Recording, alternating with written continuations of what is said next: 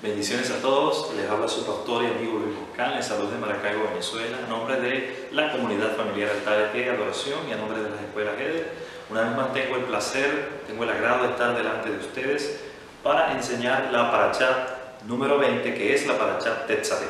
Usted se va a ubicar en Éxodo capítulo 27, versículo 20, que es el que vamos a estar estudiando a continuación. Lo primero, vamos a hablar en el capítulo 27, el aceite para el candelabro. Este es el episodio que vamos a estar tratando a continuación.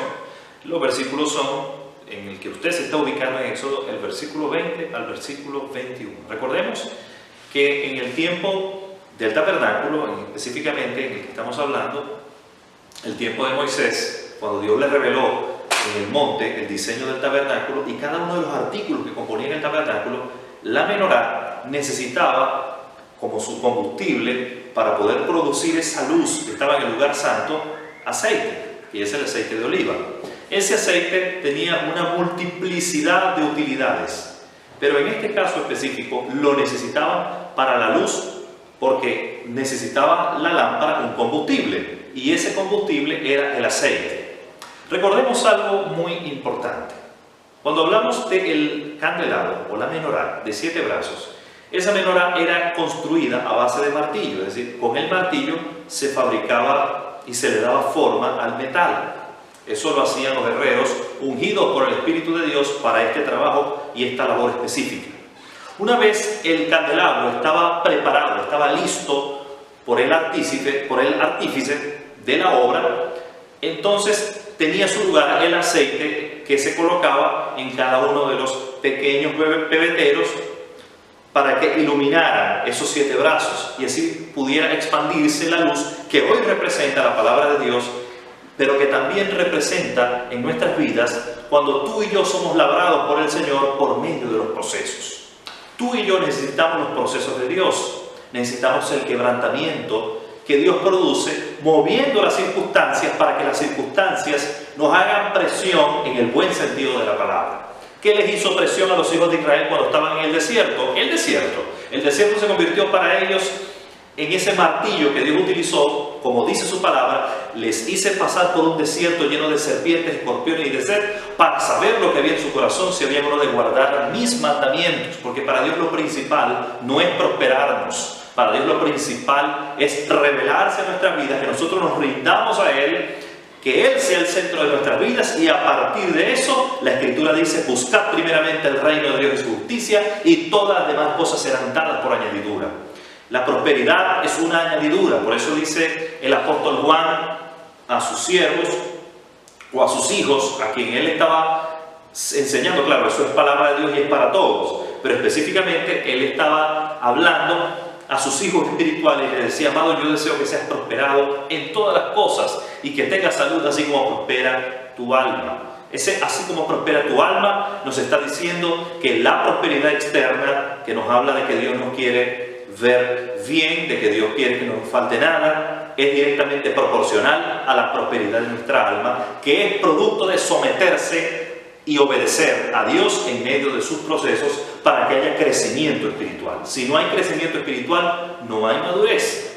Quiere decir que la menorá no está preparada y no podemos dar la luz que Dios quiere. Cuando la menorá está preparada, entonces podemos dar luz. Imagínese usted que una menorá tenga un brazo torcido. Cuando coloques el aceite se va a derramar. Pero si la menorá tiene sus brazos erguidos, puede sostener el aceite. Dios puede derramar su aceite sobre nosotros, pero si nosotros no estamos preparados, si nuestro carácter está todavía débil, nuestro carácter no está tenso, es decir, nuestro carácter no está templado por el Señor, entonces no vamos a poder retener lo que Dios nos quiere entregar. La unción es importante, pero el carácter también es importante, y el carácter se labra en medio de los procesos. El don es una cosa, el carácter es otra cosa. Ambas cosas son importantes. La unción es importante, pero el carácter es importante. Si no hay un equilibrio, entonces en un desequilibrio las cosas no funcionan bien. Muchos tienen mucha unción, pero cuando se bajan del púlpito, entonces se puede ver la deficiencia de carácter y entonces ocurren los desastres. Por eso dije que la unción es importante, pero el carácter es importante.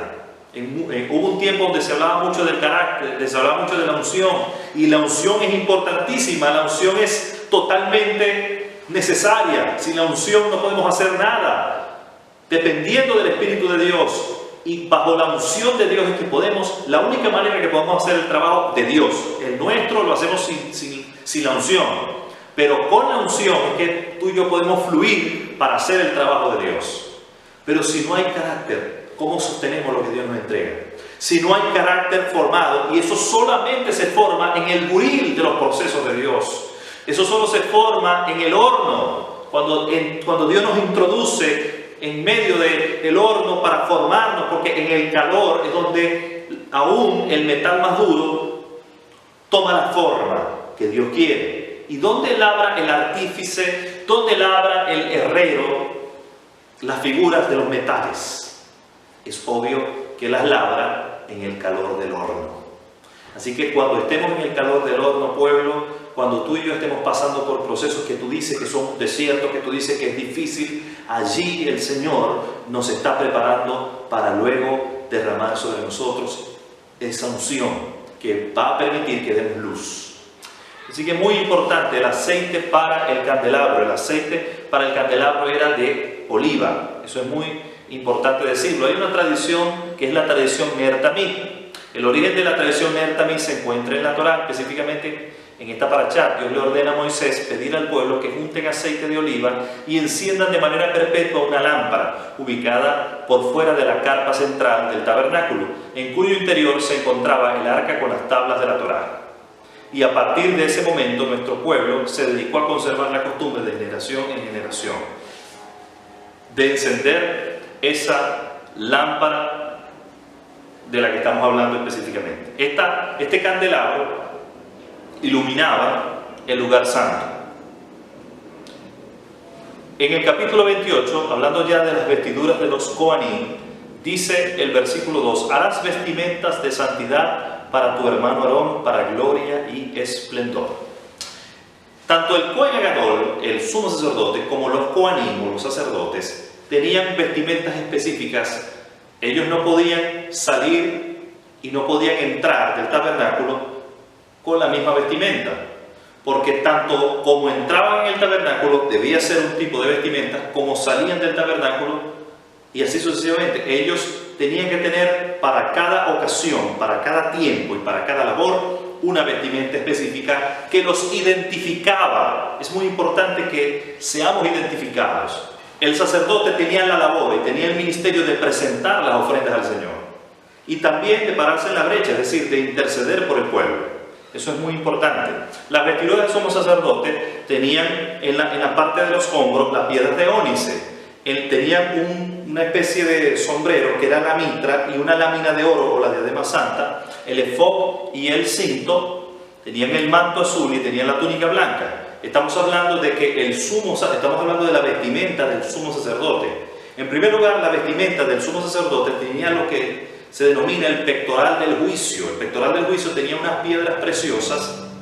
Estaba el Urim y el Tumim, y estaban unidos por dos piedras de ónice. Luego del pectoral del juicio estaba el efod y el cinto, luego estaba un manto azul y luego estaba una túnica blanca. Ese era cada uno de los implementos de los sacerdotes. En el caso específico de los sacerdotes, no estoy hablando del sumo sacerdote, sino de los sacerdotes, ellos tenían una ketonet, que era una túnica, misnashajim, que son los pantalones, el afnet, el cinto, y el mikbal, que es el gorro. Es decir, en el caso específico del sumo sacerdote tenía muchísimo más túnicas, tenía muchísimo más vestuario que los sacerdotes normales. Capítulo 28, verso 6 de Éxodo dice de la siguiente manera, dice: harán también el efod de oro, de lana azul, lana púrpura y lana carmesí y lino trenzado, obra de diseñador. Fíjense algo importante. Recordemos que comenzamos hablando en el caso del sumo sacerdote, que el sumo sacerdote tenía una especie de gorro en su cabeza que era el turbante, juntamente con una lámina de oro. Y aparte de eso tenía el pectoral, llamado pectoral del juicio, con el Urim y el Tumim. Las piedras se encendían cuando consultaba el sacerdote, el sumo sacerdote al Eterno. El Eterno le daba respuesta en el Urim y el Tumim, y esas piedras, según la tradición oral, se encendían.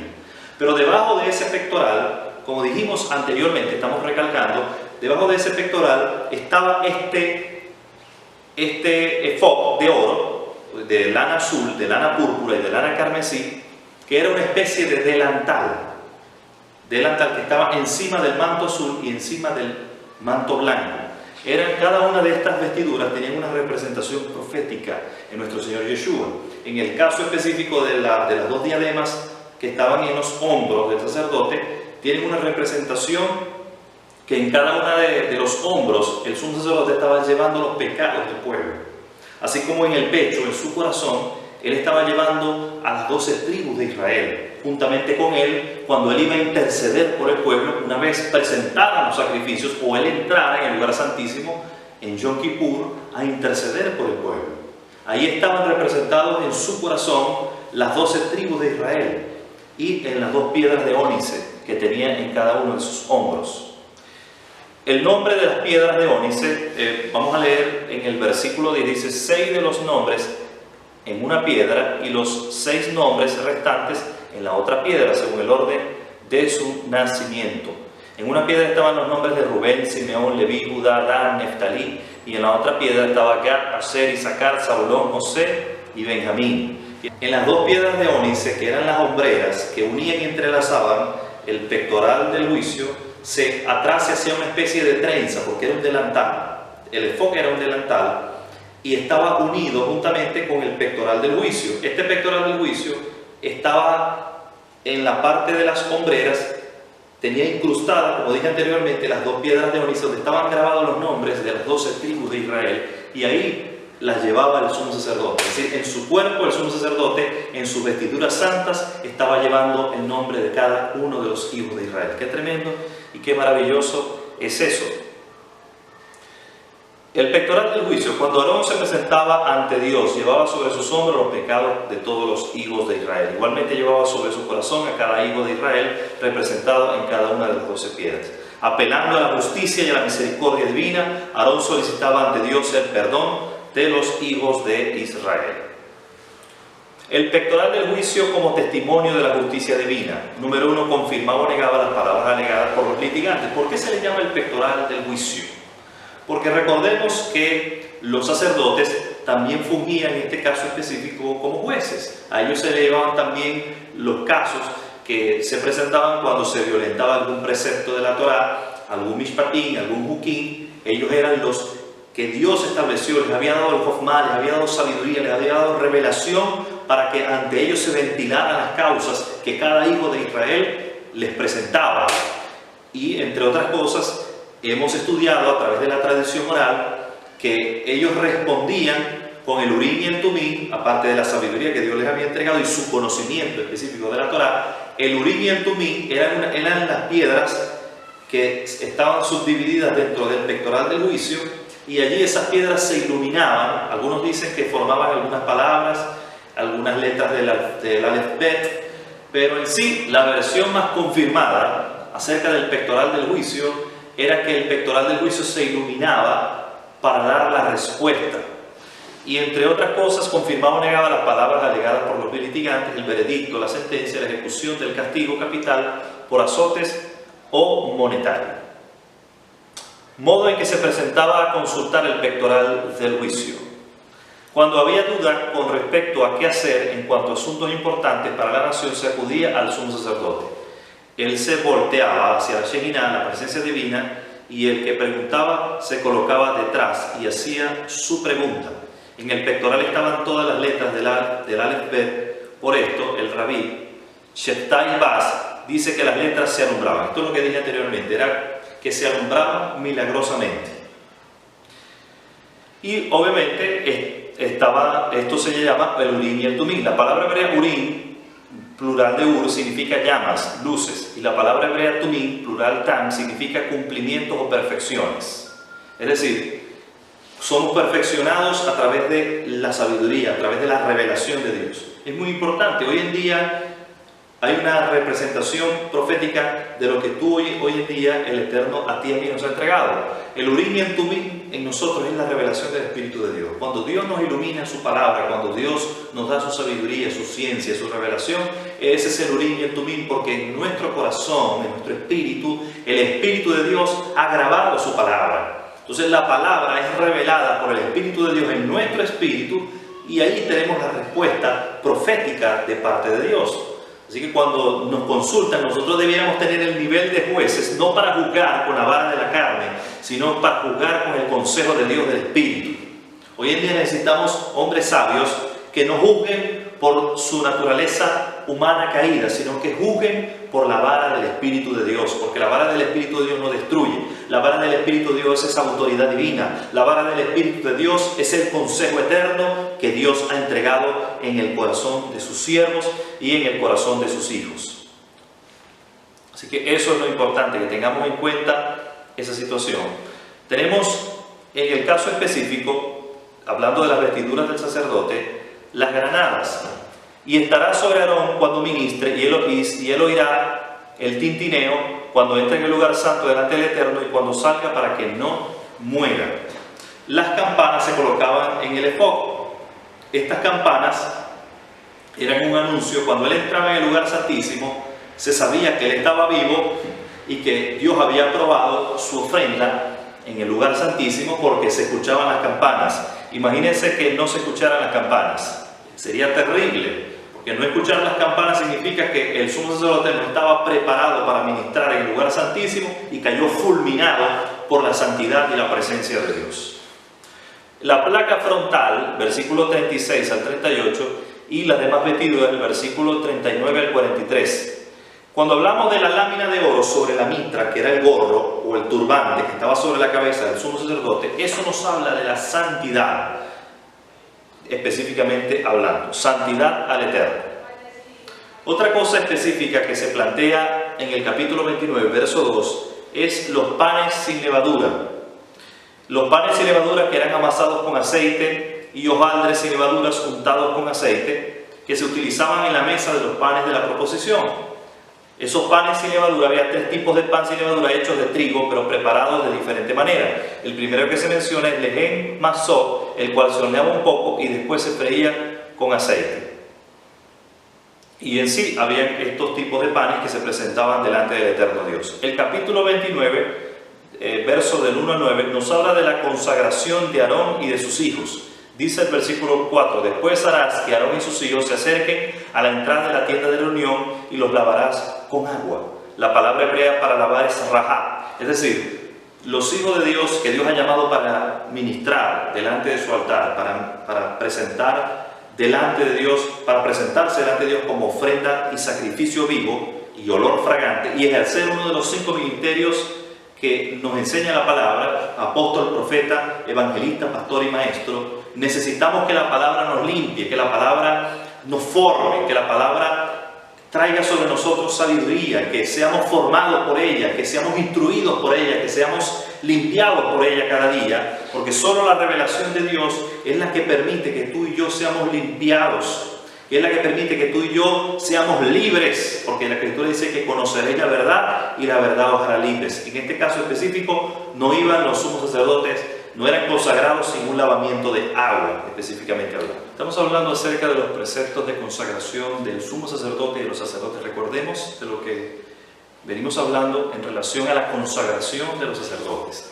Necesitaba ser consagrado el sumo sacerdote y necesitaban ser consagrados los sacerdotes. En estos preceptos o en estos ritos que se hacían para la consagración del sumo sacerdote y de los sacerdotes, no es como en el tiempo actual. La unción de Dios, el aceite del Espíritu de Dios, es la que nos consagra para el servicio, es la que nos capacita para el servicio y la que Dios ha establecido para que seamos investidos de su autoridad, para que seamos investidos de esa capacidad sobrenatural para el trabajo. Obviamente, como dije al principio, la menorá necesita ser labrada por el martillo de Dios para que el aceite de la unción pueda venir sobre aquel que ha sido procesado por Dios, hablando en esos términos. El versículo 5 dice: y tomarás las vestiduras y las pondrás sobre Aarón, la túnica, el manto del efod, el efod y el pectoral, y los ceñirás con el cinto tejido del efod. El versículo 7 dice: luego tomarás el aceite de la unción y lo derramarás sobre su cabeza y lo ungirás. Así que eran consagrados. La unción de Dios representa el aceite de la consagración en nuestras vidas. Y es muy importante que cada hijo de Dios comprenda que no se puede hacer absolutamente ningún trabajo para el Señor sin contar con el respaldo de la unción de Dios, porque la unción de Dios es la que nos capacita para ese trabajo específico. ¿Cuáles eran las ofrendas que se presentaban delante del Señor para consagrar al sumo sacerdote y para consagrar a los sacerdotes? Del versículo 10 al 14, en el capítulo 29 se nos habla de esto. Dice: después llevarás el becerro delante del tabernáculo de reunión, y Aarón y sus hijos pondrán sus manos sobre la cabeza del becerro. Poner las manos sobre la cabeza del becerro es un tipo de identificación de la persona que está presentando el animal para el sacrificio con el animal que se está presentando, en el cual se está transmitiendo, en este caso específico, el pecado, porque recordemos que antes de venir Yeshua a la tierra, el animal, es decir, el becerro, el cordero, el carnero, y cada uno de estos animales que se sacrificaban, sobre ellos había una especie de transmisión de la culpa, de la transmisión del pecado que estaba sobre la persona. Se le transmitía al animal la culpa y había un reemplazo. Recordemos que Yeshua es nuestro reemplazo. ¿En qué sentido? Nosotros debemos estar delante de Dios pagando por nuestros pecados, pero Yeshua hizo un intercambio, tomando Él nuestros pecados, tomando Él la carga de nuestras maldades, de nuestras iniquidades, de nuestras transgresiones, y las llevó en el madero, siendo Él el reemplazo. Yeshua es nuestro reemplazo. Cuando Él en el madero presentó su cuerpo, cuando Él en el madero murió por ti y por mí y resucitó al tercer día, Él dijo: no es que a mí me matan, yo doy mi vida para volverla a tomar. Entonces, cuando Él lleva nuestros pecados, Él está tomando la carga de nuestras iniquidades en el madero para que se ejecute el reemplazo y el intercambio del que estoy hablando específicamente. Existe acá otro intercambio que se hace con un animal, que es con un carnero. Recordemos que esto es un ritual que habla y es una representación profética de Yeshua. Se hizo primero con un becerro y ahora con un carnero. Luego estos animales eran despedazados y se hacía una presentación de una ofrenda que se colocaba en las manos del sacerdote, y esta ofrenda que se colocaba en las manos del sacerdote, juntamente con aceite, juntamente con panes y levaduras, se mecía y se presentaba delante de Dios. Este mecimiento y presentarlo delante de Dios era parte de este ritual de consagración que se hacía delante del Eterno. El versículo 38 del capítulo 29 dice: esto es lo que ofrecerá sobre el altar: 2 ovejas en su primer año cada día continuamente.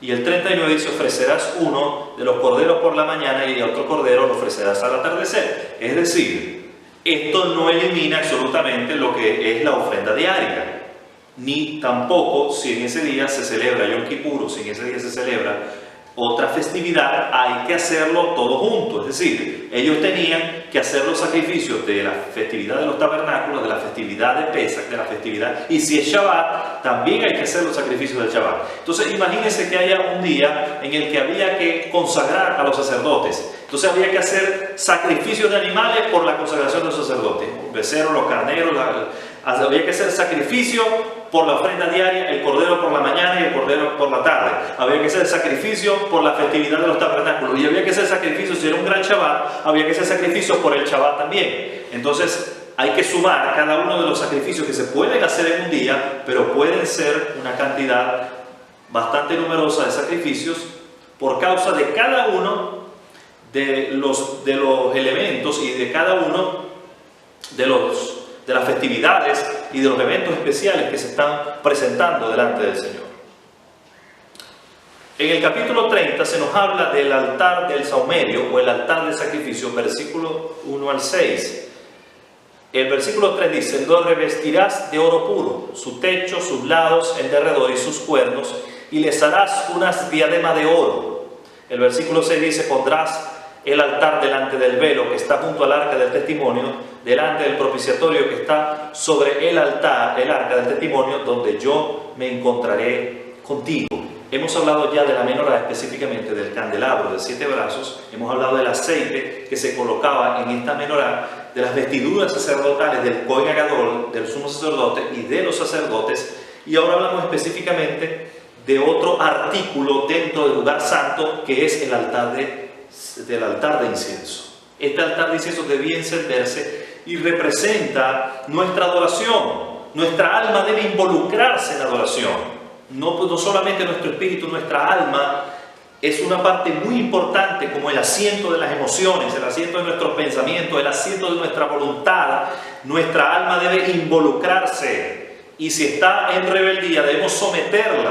Si está influenciada por la antigua naturaleza, debemos tomar esa alma y presentarla como sacrificio vivo. Por eso dice la Escritura que presentemos nuestros cuerpos en sacrificio vivo, santo, agradable a Dios, que es nuestro culto racional. Cuando habla de culto racional, está hablando en este caso específico de nuestra alma. No ya nuestro espíritu, nuestra alma debe involucrarse, nuestra parte intelectual, nuestra parte emotiva. La Escritura dice que adoremos al Señor con entendimiento. Cuando dice que adoremos al Señor con entendimiento, es que nuestra alma se involucre también. Por eso el apóstol Pablo decía: adoraré al Señor en espíritu, pero también le adoraré con el entendimiento. Presentaré oración al Señor también con el entendimiento. Es decir, no es solamente hablar en lengua, sino también tener la interpretación de las lenguas en nuestro intelecto, que nuestra razón también comprenda la revelación, porque no todo es la parte espiritual, también nuestro intelecto debe ser formado por la palabra. Sabemos que el Dabar de Dios es revelado en nuestro espíritu, pero la palabra de Dios también tiene que formar nuestra mente. Los códigos de nuestra mente, estoy hablando de las fortalezas mentales, deben ser derribadas por la palabra que tú y yo estamos escudriñando, que tú y yo tenemos que leer, que tenemos que investigar, que tenemos que profundizar en su estudio cada día. Por eso es que si nosotros decimos que todo es alabanza, todo es meterse en el espíritu, todo es adoración en el espíritu, y dejamos por fuera que nuestra alma sea formada por la palabra. Recordemos que la palabra también tiene que ser escrita. Cuando revisamos nuestras Biblias, cuando estudiamos la Torá escrita, el Logos, no estoy hablando del Dabar, la verdad revelada, estoy hablando del Logos. Cuando tú y yo, cuando en el hábito de nuestro estudio, cada día nos esforzamos de leer las Escrituras, de estudiarlas, de memorizarlas y de tener un momento específico para ello, también nuestra alma se forma. Y cuando nuestra alma es formada y sufre quebrantamiento, entonces nuestro espíritu puede brotar con una mayor libertad. Y de eso nos habla en el lugar santísimo, que es una representación, en el lugar santo, que es una representación del hombre exterior, es decir, nuestra alma. Allí está el altar de incienso, como esa alma que está adorando al Señor, como dice la Escritura: Dios mío, en el Salmo 63, Dios mío, eres tú, de madrugada te buscaré.